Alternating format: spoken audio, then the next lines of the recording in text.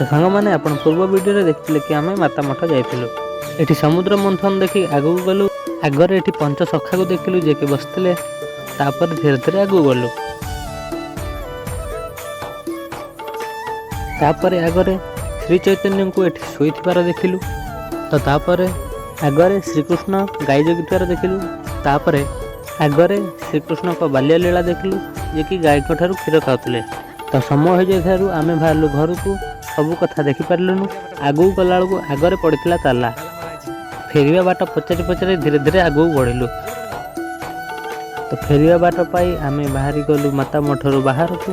माता मठर दृश्य बहुत सुंदर होता मत तो भल लगे।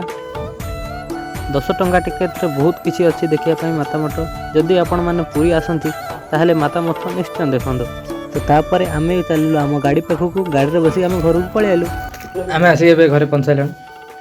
माँ कौन देख माता मठ जा कौन देख सब किसी माने तुम तो फुल बुलनी अधार पड़े आल 10 टकर तथापि कौन बहुत किसी देखा 10 टकर बहुत भल लगे देखा माता मठ।